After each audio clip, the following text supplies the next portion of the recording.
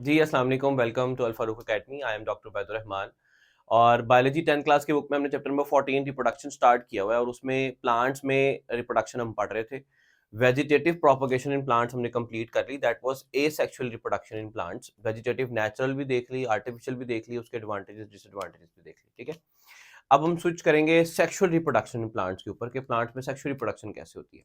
ठीक है, ए सेक्सुअल और सेक्सुअल रिप्रोडक्शन में थोड़ा सा डिफरेंस हमें पहले से पता है कि जो ए सेक्सुअल रिप्रोडक्शन होती है उसमें एक ही पेरेंट इन्वॉल्व होता है, सिंगल एक ही पेरेंट इन्वॉल्व होता है, एक ही प्लांट होता है, उससे नए ऑफस्प्रिंग्स आना शुरू हो जाते हैं। जिस तरह से कटिंग में हुआ, ग्राफ्टिंग में हुआ, जिस तरह से वेजिटेटिव प्रोपगेशन में हुआ कि एक ही पेरेंट इन्वॉल्व। कोई गैमीट फॉर्मेशन नहीं होती, कोई स्पर्म नहीं बनता, कोई एग नहीं बनता, कोई फ्यूजन ऑफ गैमीट्स नहीं होती, स्पर्म और एग आपस में नहीं मिलते, जाइगोट नहीं बनता। ठीक है, मियोसिस नहीं होती, माइटोसिस से ही बस डिवीजन हो जाती है। तो ये सारे डिफरेंसेस हैं सेक्सुअल और एसेक्सुअल में। जो सेक्सुअल रिप्रोडक्शन है इसमें क्या होगा, इसमें गैमीट फॉर्मेशन होगी, इसमें स्पर्म और एग बनेंगे और इनमें स्पर्म और एग की फ्यूजन होगी, फ्यूजन ऑफ स्पर्म्स होगी, फ्यूजन ऑफ गैमीट्स होगी और उससे नया जाइगोट हमारे पास आएगा। ठीक है, अब जो मेन हमारे पास सेक्सुअल रिप्रोडक्शन है प्लांट्स के अंदर, वो मेन है sexual reproduction in flowering plants. ऐसे प्लांट्स जो फूल पैदा करते हैं, जो फूल लगाते हैं अपनी बॉडी के ऊपर, जो फ्लावर्स लगाते हैं अपनी बॉडी के ऊपर। तो फ्लावरिंग प्लांट्स में सेक्सुअल रिप्रोडक्शन हमने देखनी है कि फ्लावर्स में कैसे एक एक मेल प्लांट के फीमेल प्लांट पे पोलिनेशन कैसे होगी, स्पर्म्स एग फ्यूजन कैसे होगी,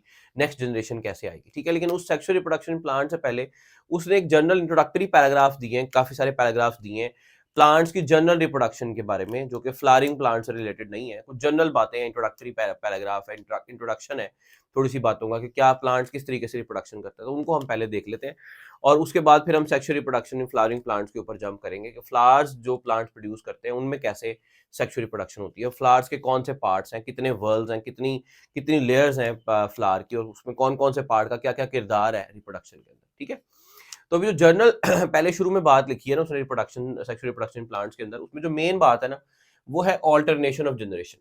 वो है ऑल्टरनेशन ऑफ जनरेशन। लेकिन उससे पहले जनरल एक बात याद रखो कि जो प्लांट्स है ना वो दो तरह के हैं। कुछ प्लांट्स ऐसे हैं जो एवोल्यूशन में पहले बने, जो छोटे साइज के हैं, स्मॉल साइज के हैं, वो इतने ज्यादा एडवांस नहीं है, इतना कॉम्प्लेक्स नहीं है, वो इतने ज्यादा लेस एडवांस्ड हैं कि उनके पास वेस्कुलर बंडल्स भी नहीं है। यानी ये ऐसे प्लांट्स हैं कि जिनके पास वाटर और फूड को ट्रांसपोर्ट करने के लिए जाइलम फ्लोएम मौजूद नहीं है। इनके पास vascular tissue, vascular bundles in plants के अंदर मौजूद नहीं है। इनके अंदर पानी और फूड जो है ना वो डिफ्यूजन से ट्रांसपोर्ट होता है, एक सेल से सेल में जाता जाता है। और इनके पास जो कंडक्टिंग टिश्यूज हैं, जो वेस्कुलर बंडल्स या वेस्कुलर टिश्यूज हैं, वो मौजूद नहीं है। तो ये वाले प्लांट्स है ना, इन प्लांट्स को हम कहते हैं ब्रायोफाइट्स। ठीक है, तो जो प्लांट्स हैं उनको हमने दो ग्रुप्स में डिवाइड कर लिया, एक है ब्रायोफाइट्स और एक है ट्रेकियोफाइट्स। आप लोगों के लेवल तक यही बात याद करने की है कि प्लांट्स को हमने दो ग्रुप्स में डिवाइड कर लिया है, एक है ब्रायोफाइट्स और एक है ट्रेकियोफाइट्स। ब्रायोफाइट्स ऐसे प्लांट्स हैं जिनके पास वेस्कुलर बंडल्स नहीं है, इनके पास vascular tissue, xylem phloem water conduction के लिए और फूड ट्रांसपोर्ट के लिए नहीं है। तो दूसरे हैं वो है ट्रेकियोफाइट्स। ट्रेकियोफाइट्स इनके पास वेस्कुलर बंडल्स, जाइलम फ्लोएम मौजूद हैं। ठीक है, और बुक वाले ने ब्रायोफाइट्स का बार बार जो नाम लिखा है ना, एग्जांपल्स लिखी हैं, वो है मॉसेस एंड फर्न्स। ये दो प्लांट्स हैं, ये आगे हम फर्स्ट ईयर में इंशाल्लाह जब चैप्टर में 9 पढ़ेंगे तो डिटेल से देखेंगे मॉसेस एंड फर्न्स क्या है। लेकिन दो एग्जांपल्स जो बार बार ब्रायोफाइट्स की बुक वाले ने लिखी हैं वो है मॉसेस एंड फर्न्स। जहां पर भी मॉसेस और फर्न्स बुक वाला लिख रहा है, असल में वो बताना चाह रहा है कि मैं ब्रायोफाइट्स की बात कर रहा हूँ। ये वो प्लांट्स हैं जिनके पास वेस्कुलर बंडल्स, वेस्कुलर टिश्यूज नहीं है। ना तो ये प्लांट सीड्स प्रोड्यूस करते हैं, ना तो ये प्लांट फ्लावर्स प्रोड्यूस करते हैं, ना तो ये प्लांट फ्रूट्स प्रोड्यूस करते हैं, कुछ भी प्रोड्यूस नहीं करते। सिंपल है, सादा है, लेस एडवांस्ड है, लेस कॉम्प्लेक्स है, एवोल्यूशन में बहुत शुरू के प्लांट्स हैं। जितना जिस तरह एवोल्यूशन में आगे से आगे हम प्लांट्स पे चलेंगे, तो जिस तरह आगे चलेंगे प्लांट्स मोर एडवांस और कॉम्प्लेक्स प्लांट्स आना शुरू हो जाएंगे। जो शुरू के प्लांट्स थे वो बड़े बेसिक थे, सादा थे, जो कि एलजी से इवॉल्व होके बने प्लांट्स। एलजी से प्लांट्स जो बने वो बिल्कुल सादा थे, वो ब्रायोफाइट्स थे। वो ब्रायोफाइट्स क्या हैं कि वो स्मॉल हैं, छोटे हैं और लेस कॉम्प्लेक्स हैं। इनके पास बॉडी में वेस्कुलर बंडल, जाइलम और फ्लोएम वाटर के कंडक्शन के लिए अवेलेबल नहीं है।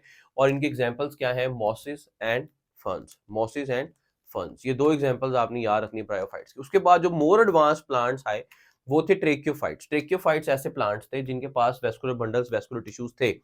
और जो ब्रायोफाइट्स थे इनके पास ना तो सीड बनते थे, ना फ्रूट्स थे, ना फ्लावर्स थे, इनके पास कुछ भी नहीं था।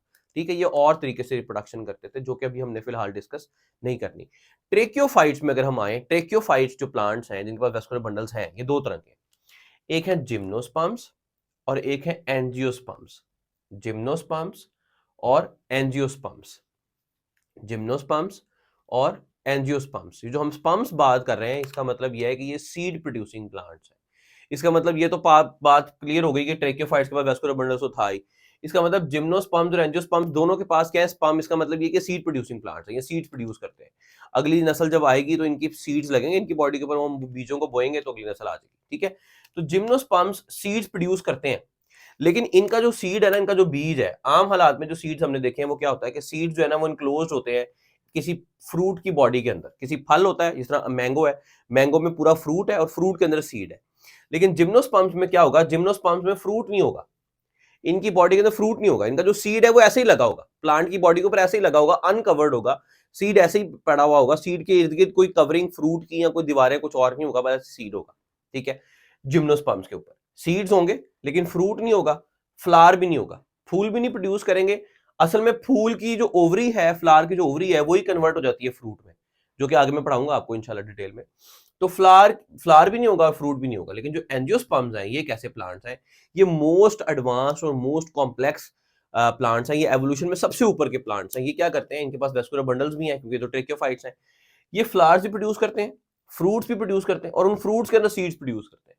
ठीक है, तो ये है मेन एंजियोस्पर्म्स फ्लावरिंग प्लांट्स। इनकी सेक्सुअल रिप्रोडक्शन हमने डिटेल में डिस्कस करनी है कि जो सेक्सुअल रिप्रोडक्शन है प्लांट्स में वो कैसे होती है, फ्लावरिंग प्लांट्स में कैसे होती है, फ्लावर का क्या स्ट्रक्चर है, कौन से पार्ट्स हैं, कौन से वर्ल्स हैं, वो हमने इनके डिस्कस करने हैं। ठीक है, तो जल्दी से ये बात दोबारा से सुन लो कि क्या है।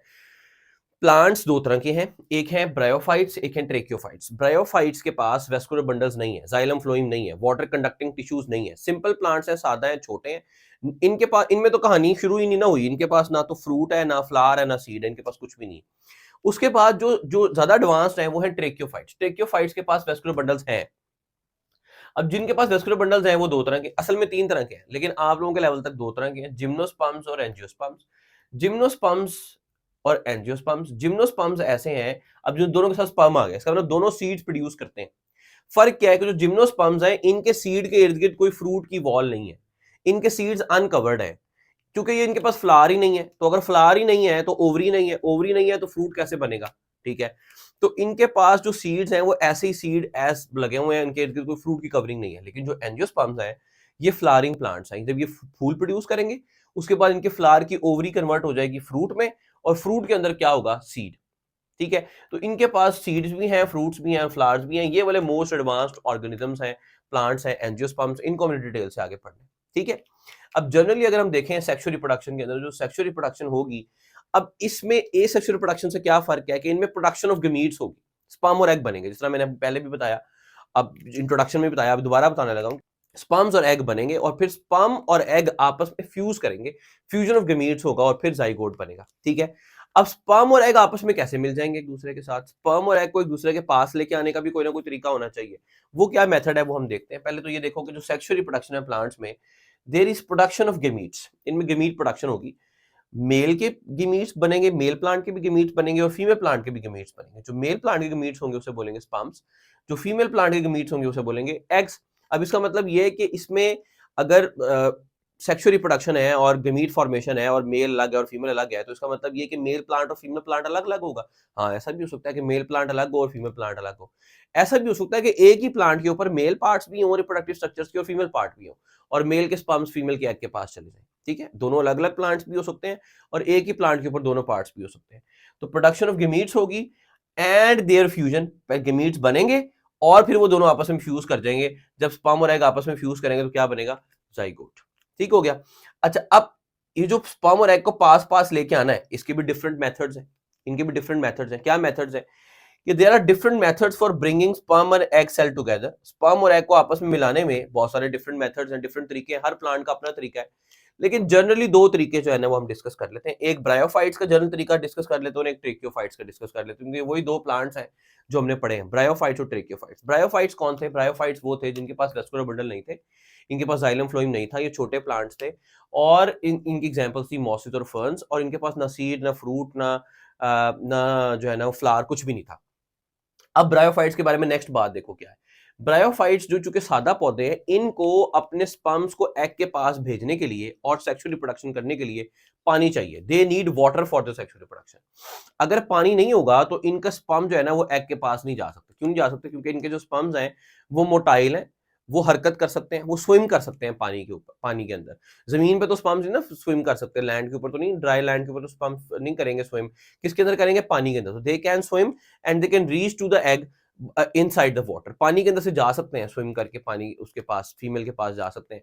तो स्विम करने के लिए पानी चाहिए, तो पानी अगर नहीं होगा तो सेक्सुअल प्रोडक्शन कैसे होगी? तो इसलिए जो ब्रायोफाइट्स हैं ये गीले इलाकों के पास पास ग्रो करते नजर आएंगे हमें, दरियाओं के किनारों पे ग्रो करते नजर आएंगे, लेक्स के किनारों पे ग्रो करते नजर आएंगे, या फिर ये इंतजार करेंगे कि बारिश हो और रेन वाटर इनके स्पर्म्स को बहा के ले जाए फीमेल के पास, या फिर ड्यू ड्रॉप जो शबनम के कतरे गिरते हैं वो बहा के ले जाए इनके स्पर्म्स को एग के पास। ठीक है, तो ब्रायोफाइट्स क्या है? ब्रायोफाइट्स ऐसे पौधे हैं कि जिनके स्पर्म्स हैं वो क्या है? Motile, and they can swim towards the egg cell, ये एग सेल के पास स्विम करके जा सकते हैं। तो they need water for their sexual reproduction, इनको पानी चाहिए अपने सेक्सुअल प्रोडक्शन के लिए, जो कि पानी, इसलिए पानी चाहिए तो वो उसके पास पास ही ग्रो करेंगे, पानी के पास पास ही, दरियाओं के पास, लेक्स के पास। दूसरा पानी किस फॉर्म में मिलेगा इनको? रेन और ड्यू ड्रॉप्स की शक्ल में, बारिश और शबनम के कतरों की शक्ल में मिलेगा। ठीक है, जो ट्रेकियोफाइट्स हैं क्या करेंगे? ट्रेकियोफाइट्स को पानी नहीं चाहिए, एडवांस्ड है, ज्यादा कॉम्प्लेक्स है, इनको पानी नहीं चाहिए अपनी सेक्सुअल रिप्रोडक्शन के लिए, तो ये पानी के पास भी ग्रो कर सकते हैं, पानी से दूर भी ग्रो कर सकते हैं। तो चूंकि पानी चाहिए नहीं है तो पानी के दूर ग्रो करेंगे, रिवर्स के और दरियाओं के आसपास ग्रो नहीं करेंगे। ठीक है, तो ये कैसे अपने स्पर्म्स को भेजेंगे अपने एग के पास? इन्होंने अपने स्पर्म्स को ना पोलन ग्रेन्स के अंदर बना के रख लिया। किसमें? पोलन ग्रेन्स में, जो आपने अक्सर सुना होगा कि जी पोलन ग्रेन्स हैं जी, self pollination, cross pollination, pollen grain उड़े हवा से गिरे। तो पोलन ग्रेन्स कहाँ किस तरह जाएंगे? हवा से। तो इनको पानी नहीं चाहिए, ये किस तरह से अपने डिस्पर्स करेंगे अपने स्पर्म्स को?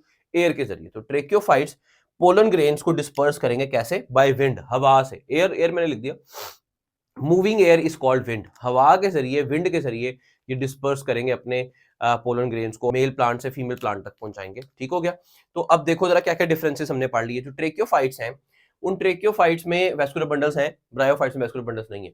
ट्रेकियोफाइट्स ज्यादा एडवांस्ड है, ब्रायोफाइट्स लेस एडवांस्ड है। ब्रायोफाइट्स के पास ना सीड है, ना फ्रूट है, ना फ्लावर्स है।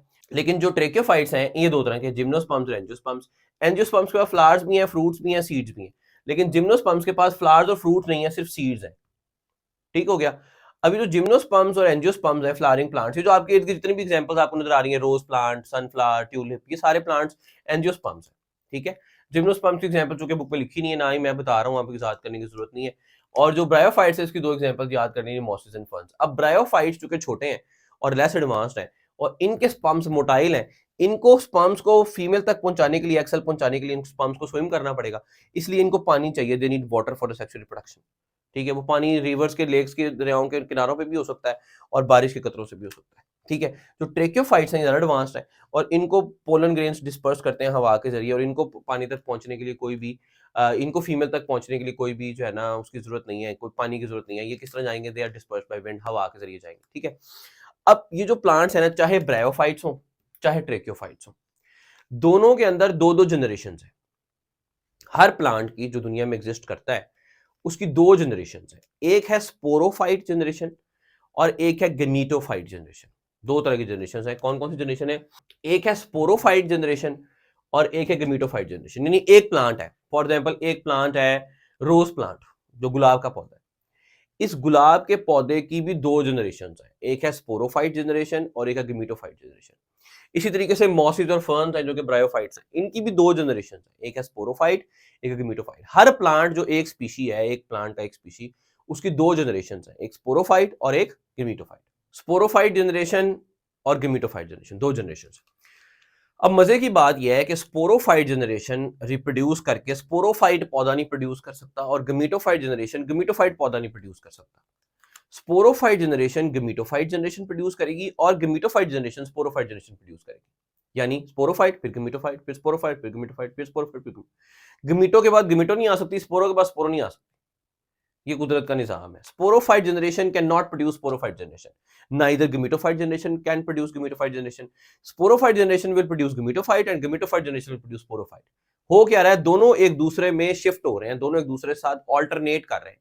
तो this phenomena, this process is known as alternation of generation. मतलब अगर मैं कहूं 0 1 0 1 0 1 0 1, या कहूं 1 0 1 0 1 0 1 0, अब 1 के बाद 1 नहीं आ रहा, 0 के बाद 0 नहीं आ रहा, 1 के बाद 0 आ रहा, फिर 1 आ रहा, फिर 1 के बाद 0 आ रहा, फिर 1 आ रहा। ठीक है, तो ये क्या है? 0 और 1 आपस में ऑल्टरनेट कर रहे हैं, 1 0 1 0 1 0 1 0, क्या हो रहा है, ऑल्टरनेट कर रहे हैं, ठीक है।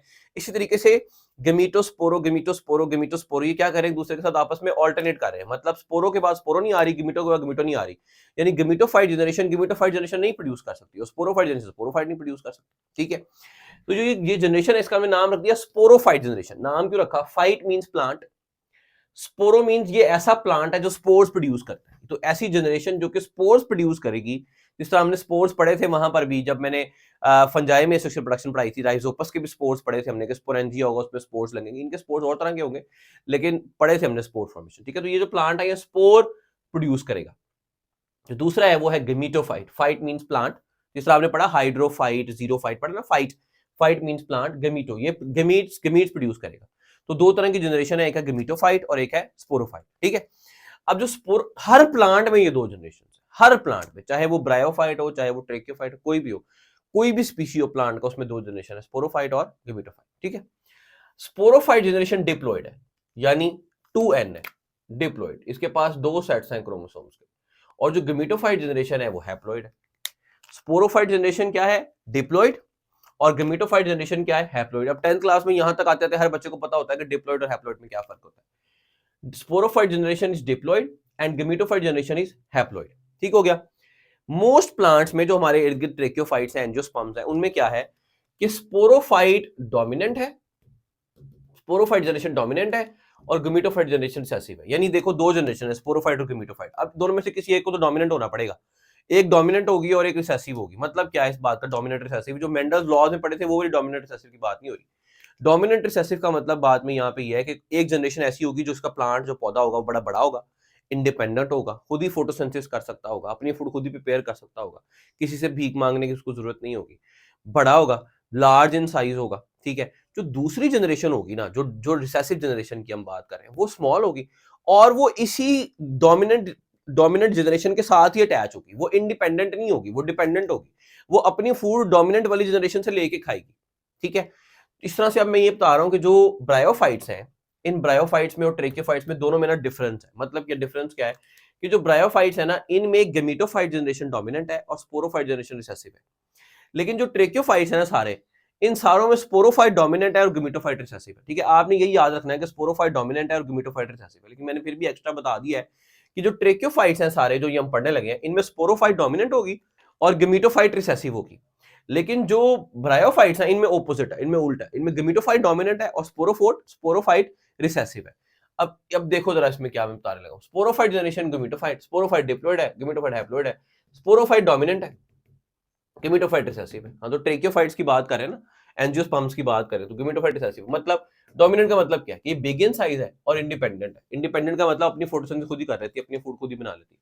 और रिसेसिव का मतलब क्या है कि स्मॉल है, छोटी है, एंड डिपेंडेंट ऑन स्पोरोफाइट। कौन सी जनरेशन डोमिनेंट थी, स्पोरोफाइट डोमिनेंट थी, तो स्पोरोफाइट के ऊपर ही डिपेंडेंट है। किस चीज के लिए डिपेंडेंट है कि यार मैंने रहना भी तुम्हारे साथ है, मैंने रिहाइश भी तुम्हारे से लेनी है, मैंने खाना भी तुम्हारे से लेना है, फूड भी तुम्हारे से लेनी, नरिशमेंट भी तुम्हारे, सब कुछ तुम्हारे से लेना है, ठीक है। तो एक जनरेशन होगी जो डोमिनेंट होगी, बिग होगी, जिसका पूरा प्लांट आपको नजर आएगा। एक जनरेशन ऐसी होगी जो बड़ी छोटी होगी, जिसका प्लांट आपको नजर नहीं आएगा, लेकिन वो जनरेशन उसी के साथ अटैच्ड होगी, डोमिनेंट वाली जनरेशन के साथ ही अटैच्ड होगी, और वो इंडिपेंडेंट नहीं होगी बल्कि वो डिपेंडेंट होगी, उस डोमिनेंट जनरेशन से ही खाना लेके खाएगी, उसी से फूड लेके खाएगी, ठीक है। ये स्पोरोफाइट जनरेशन कहाँ है, गेमीटोफाइट जनरेशन कहाँ है, जब हम फ्लावरिंग प्लांट्स पढ़ेंगे ना तो मैं आपको दिखाऊंगा कि फ्लावर में देखो ये स्पोरोफाइट है और ये गेमीटोफाइट है, ठीक है। अब स्पोरोफाइट जनरेशन डिप्लॉइड हो गई, डोमिनेंट हो गई, और गेमीटोफाइट जनरेशन होगी हैप्लॉइड, रिसेसिव, ठीक है। अब स्पोरोफाइट जनरेशन क्या प्रोड्यूस करेगी, स्पोर्स, ऑब्वियस सी बात है, तो पहला ही पॉइंट था। और गेमीटोफाइट जनरेशन क्या प्रोड्यूस करेगी, गेमीट्स। तो स्पोरोफाइट जनरेशन प्रोड्यूस करेगी स्पोर्स और गेमीटोफाइट जनरेशन प्रोड्यूस करेगी गेमीट्स, ठीक हो गया।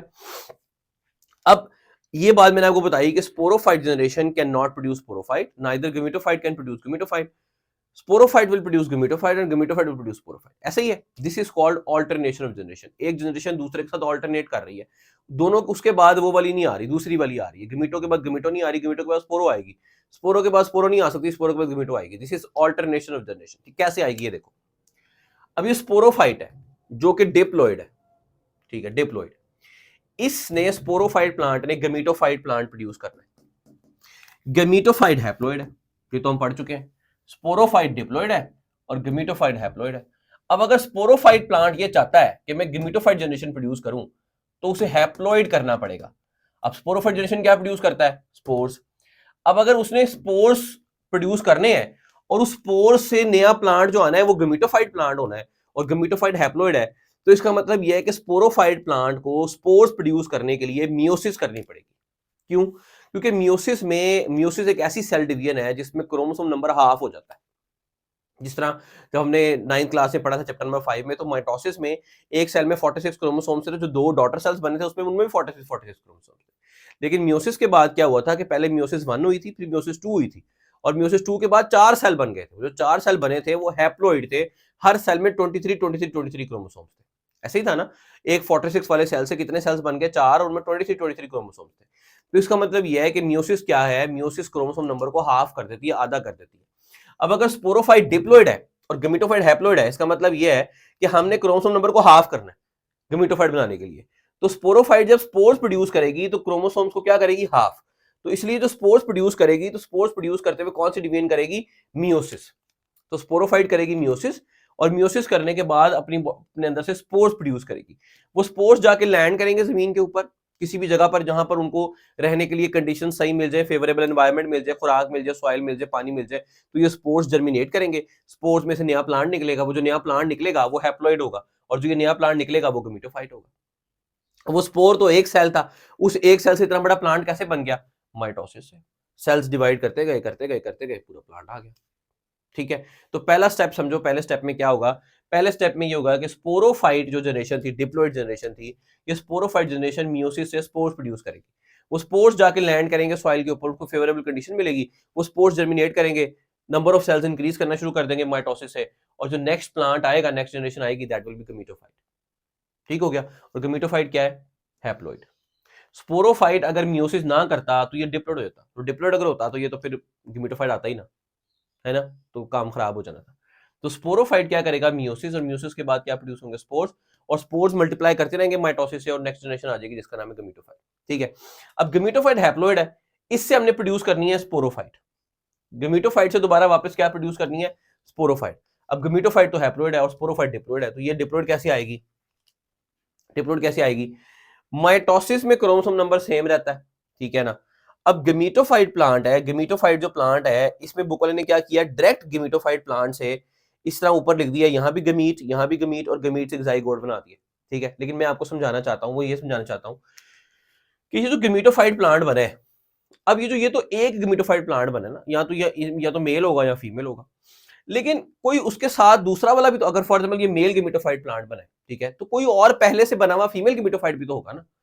तो अब गमीटोफाइट दोनों आएंगे, मेल गमीटोफाइट प्लांट भी आएगा और फीमेल गमीटोफाइट प्लांट भी आएगा, दोनों होंगे, जो कि दोनों हैप्लॉइड होंगे। ये भी हैप्लॉइड बना था, दोनों हैप्लॉइड होंगे।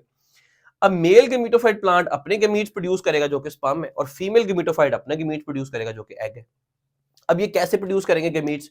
माइटोसिस से कि मियोसिस से? माइटोसिस से। क्यों? मेल प्लांट क्या है? हैप्लॉइड, और स्पर्म भी क्या है? हैप्लॉइड। तो क्रोमोसोम नंबर सेम रखना है। जब क्रोमोसोम नंबर सेम रखना है तो कौन सी डिवीजन होती है? माइटोसिस। क्रोमोसोम नंबर पहले ही हाफ है, 2n नहीं है, खाली n है। अब अगर मियोसिस कर दी तो n/2 हो जाएंगे। आधे का आधा तो नहीं ना करना, 2n था उससे n कर दिया, यानी 2 सेट थे क्रोमोसोम के, उससे एक सेट पे ले आए। अब एक सेट से आधा सेट तो नहीं ना करना। तो इसका मतलब ये कि जो हैप्लॉइड सेल्स होते हैं, जो n सेल्स होते हैं, हैप्लॉइड सेल्स होते हैं, उनमें मियोसिस नहीं होती, उनमें माइटोसिस होती है। मियोसिस हमेशा कौन से सेल में होती है? डिप्लॉइड सेल में होती है। माइटोसिस हैप्लॉइड सेल में भी हो सकती है, डिप्लॉइड सेल में भी हो सकती है, लेकिन मियोसिस हैप्लॉइड में कभी भी नहीं हो सकती। ठीक है, तो अब ये मेल तो हैप्लॉइड था, पहले ही n था, अब इससे स्पर्म बनना है जो भी हैप्लॉइड है, तो ये गमीट बनना है इसका, तो ये किससे बनेगा? माइटोसिस से कि मियोसिस से? माइटोसिस से। ठीक है, तो मेल माइटोसिस करेगा, स्पर्म बनाएगा, फीमेल भी माइटोसिस करेगी, एग बनाएगी, स्पर्म और एग मिलेंगे, n और n मिलके क्या बन गया? Zygote 2n। ये जो जाइगोट बना है, अब ये स्पोरोफाइट का जाइगोट है, क्योंकि डिप्लॉइड हो गया। डिप्लॉइड जनरेशन कौन सी है? स्पोरोफाइट। और हैप्लॉइड जनरेशन कौन सी है? गमीटोफाइट। अब ये जाइगोट बन गया, अब ये जाइगोट से पूरे का पूरा प्लांट क्या बन जाएगा? स्पोरोफाइट। कैसे? जाइगोट एक सेल था, सेल्स डिवाइड करते जाएंगे, 1 से 2, 2 से 4, 4 से 8 सेल्स किस तरह डिवाइड करेंगे? माइटोसिस से। सेल्स डिवाइड करते करते नया प्लांट बना लेंगे, इस प्लांट का नाम क्या है? स्पोरोफाइट। ठीक है, तो क्या हुआ? स्पोरोफाइट प्लांट ने प्रोड्यूस कर दिया गमीटोफाइट, और गमीटोफाइट प्लांट ने प्रोड्यूस कर दिया sporophyte. This is alternation of generation. जब 9th क्लास में आपने इंपॉर्टेंस ऑफ माइटोसिस पढ़ी थी, तो वहां पर भी ये alternation of generation, importance of meiosis में, सॉरी, इंपॉर्टेंस ऑफ मियोसिस में ऑल्टरनेशन ऑफ जनरेशन लिखी हुई है। ठीक है, जो पहला पॉइंट था उसका। तो ऑल्टरनेशन जनरेशन की बात वहां पर भी है, वहां पर भी जो 9th क्लास में मैंने आप लोगों को एक दफा डिटेल में समझाई थी, अब वो तो आप भूल भाल गए होंगे कि क्या थी, दोबारा से देख लेंगे क्या है। एक स्पोरोफाइट जनरेशन है, गिमेटोफाइट जनरेशन। स्पोरोफाइट डिप्लॉयड है, गिमेटोफाइट हैप्लॉयड है। स्पोरोफाइट ने गिमेटो बनानी है, गिमेटोफाइट ने स्पोरोफाइट बनानी है।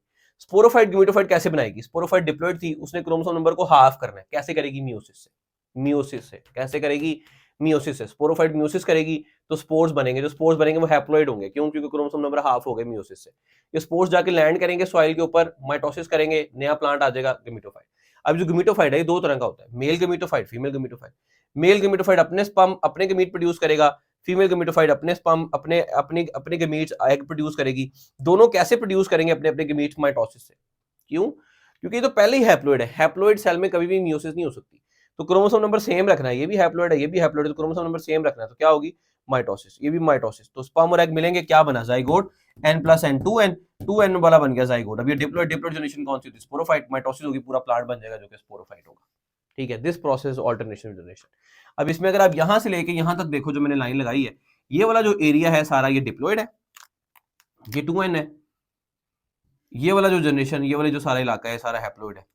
ठीक है, ये स्पोरोफाइट था, स्पोरोफाइट ने म्यूसिस की तो यहां से हैप्लॉइड शुरू हो गया, स्पोर्स। ये भी हैप्लॉइड था, ये भी हैप्लॉइड था, ये भी हैप्लॉइड था, ये भी हैप्लॉइड था, ये यानी जस्ट स्पोरोफाइट डिप्लॉयड है, बाकी सारा कुछ जो चल रहा है वो हैप्लॉइड है। सही। और सिर्फ स्पोरोफाइट जब स्पोर्स बनाएगी तो म्यूसिस होनी है, बाकी हर स्टेप पे माइटोसिस। स्पोरोफाइट जब स्पोर्स बनाएगी ना, बस तब क्रोमोसोम नंबर हाफ करने हैं हमने, तो तब क्या होगी? म्यूसिस। तो अगर आपको कॉन्सेप्ट नहीं भी समझ आ रहा कि यार म्यूसिस कब होनी है, माइटोसिस कब होनी है, तो सिंपल बात याद कर लो कि जब स्पोरोफाइट स्पोर्स बनाएगी ना तो म्यूसिस होगी, बस बाकी सारी जगह माइटोसिस होनी है। ठीक है, तो अब ये जो नेक्स्ट है, अब हम उस पर चलेंगे कि sexual reproduction in flowering plants कैसे होती है, फ्लावर का स्ट्रक्चर कैसा है, उसकी वॉल्स कैसी। ठीक है, अब नेक्स्ट में उस पर देखो।